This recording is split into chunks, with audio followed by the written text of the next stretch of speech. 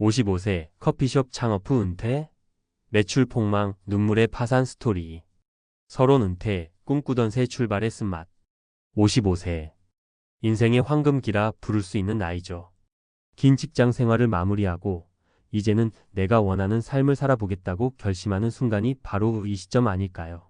누군가는 세계 여행을 꿈꾸고 누군가는 시골 마을에서 조용한 전원 생활을 계획하지만 많은 이들이 선택하는 길 중 하나는 바로 내 가게를 여는 거예요. 그 중에서도 커피숍은 왠지 낭만적이고 사람들과 소통하며 새로운 삶을 시작하기에 딱 좋아 보이죠. 따뜻한 커피향, 손님들의 웃음소리, 내가 만든 공간에서 펼쳐질 새로운 인생이마. 상상만 해도 가슴이 뛰지 않나요? 하지만 현실은 그렇게 낭만적이지 않을 때가 많아요. 특히 은퇴 후 커피숍 창업을 꿈꾸는 분들, 잠깐 멈춰서 이 이야기를 들어보세요. 55세에 커피숍을 열었다. 매출이 바닥을 치고 결국 빚더미에 앉아 눈물 흘린 사연들이 적지 않거든요. 이건 단순히 사업이 어려워서로 끝나는 이야기가 아니에요. 은퇴 후 삶, 그 새로운 출발을 준비하는 마음과 현실 사이의 간극에 대한 이야기예요. 공감 가는 이 이야기를 통해 여러분이 은퇴 후 삶을 더 현명하게 준비할 수 있는 실마리를 찾아보길 바랍니다. 본문 은퇴 후 커피숍 창업 왜 이렇게 망하기 쉬울까? 은퇴 후 커피숍 창업은 많은 이들에게 꿈 같은 도전이에요. 하지만 통계적으로 보면 소규모 자영업, 특히 카페 창업의 실패율은 3년 이내에 약 70%에 달한다고 해요. 왜 이렇게 높은 걸까요? 그리고 은퇴 후 이 길을 선택한 사람들이 특히 더 큰 위험에 빠지는 이유는 뭘까요? 이 문제를 깊이 파헤쳐보고 실제 사례를 통해 무엇이 잘못될 수 있는지 어떻게 대비해야 할지 이야기해 볼게요. 1. 은퇴 후 커피숍 창업의 매력과 함정. 커피숍 창업이 은퇴자들에게 매력적인 이유는 뭘까요? 첫째, 비교적 진입 장벽이 낮아 보여요. 요즘은 프랜차이즈도 많고 소규모로 시작할 수 있는 카페 모델도 많으니까요. 둘째, 커피숍은 사람들과 소통하며 내 공간을 가질 수 있다는 감성적인 매력이 있어요. 직장 생활 동안 쌓인 스트레스를 내려놓고 내 손으로 무언가를 만들어 보고 싶다는 열망이 커피숍 창업으로 이어지는 거죠. 하지만 여기엔 큰 함정이 있어요. 첫째, 낮은 진입 장벽은 곧 치열한 경쟁으로 이어져요. 2024년 기준 한국의 커피숍 수는 약 10만 개에 달한다고 해요. 동네마다 스타벅스, 이디야, 투썸플레이스가 즐비하고 개인 카페들도 넘쳐나죠. 이런 환경에서 초보 창업자가 살아남기란 정말 어렵습니다. 둘째, 감성적인 동기로 시작한 사업은 현실적인 운영의 벽에 부딪히기 쉬워요. 커피 한 잔의 마진은 생각보다 적고 임대료, 인건비, 재료비는 매달 빠져나가니까요. 2. 실패 사례 꿈이 악몽으로 변한 세 가지 이야기. 이론만 말해봤자 와닿지 않죠. 실제로 은퇴 후 커피숍을 열었다. 큰 어려움을 겪은 세 분의 이야기를 들려드릴게요. 이 사례들은 단순한 실패담이 아니라 은퇴 후 창업을 준비하는 분들에게 꼭 필요한 교훈을 담고 있어요. 사례 1. 김영수 씨 57세, 서울 마이너스 내 꿈의 카페가 빚더미로. 김영수 씨는 30년간 회사원으로 일하다 퇴직금을 받아 은퇴했어요. 늘 꿈꿔왔던 카페를 열기로 결심했죠. 서울 강남 근처에 조그만 공간을 얻어 영순의 커피라는 이름으로 문을 열었어요. 인테리어도 예쁘게 하고 바리스타 자격증도 땄어요. 처음엔 친구들이나 동네 주민들이 와서 분위기가 좋았어요. 하지만 6개월이 지나자 손님이 뚝 끊겼어요. 문제는 위치와 마케팅이었어요. 강남은 임대료가 어마어마했는데 김 씨는 좋은 위치니까 손님이 올 거야 라고 생각했죠. 하지만 주변엔 이미 이름난 프랜차이즈 카페들이 즐비했고 젊은 층은 트렌디한 카페를 선호했어요. 김 씨의 카페는 특별한 콘셉트도 SNS 마케팅도 부족했어요. 결국 월세와 재료비를 감당하지 못해 1년 만에 문을 닫았고 퇴직금 2억 원 중 1억 5천만 원을 날렸어요. 지금은 아르바이트를 하며 빚을 갚고 있다고 해요. 교훈 위치 선정과 타겟 고객층에 대한 분석이 부족하면 아무리 열정을 쏟아도 실패할 수 있어요. 특히 고비용 지역에서의 창업은 신중해야 해요. 사례 2. 박미정 씨 54세, 부산 마이너스 프랜차이즈라 안전할 줄 알았는데 박미정 씨는 프랜차이즈 카페를 선택했어요. 프랜차이즈는 시스템이 다 갖춰져 있으니까 망할 일이 없겠지라는 생각이었죠. 부산의 한 상권의 중저가 프랜차이즈 카페를 열었어요. 초기 투자비로 1억 8천만 원이 들었는데 프랜차이즈 본사에서 월 3천만 원 매출은 기본이라고 장담했어요. 하지만 현실은 달랐어요.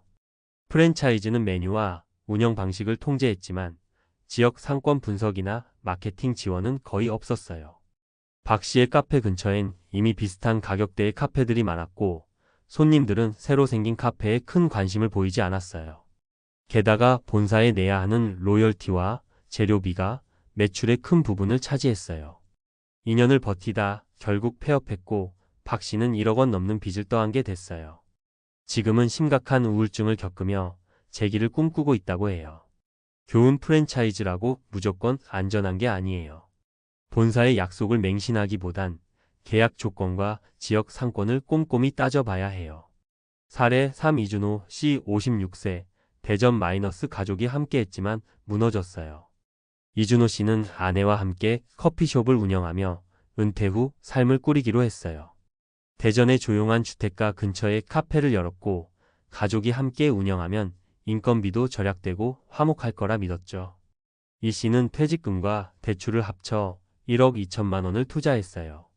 하지만 가족 운영의 단점이 곧 드러났어요. 이 씨와 아내는 바리스타 경험이 없었고 커피 맛이 일정하지 않았어요. 손님들이 커피가 맛없다는 리뷰를 남기면서 평판이 나빠졌죠.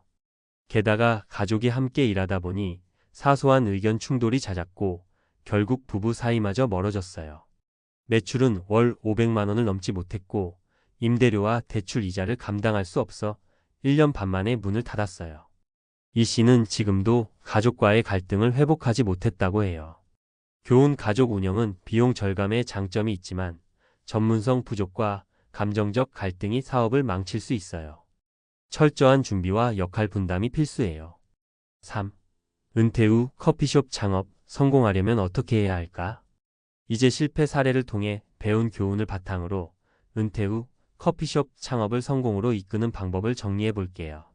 이건 단순히 카페 창업에만 적용되는 게 아니라 은퇴 후 어떤 사업을 시작하더라도 도움이 될 거예요.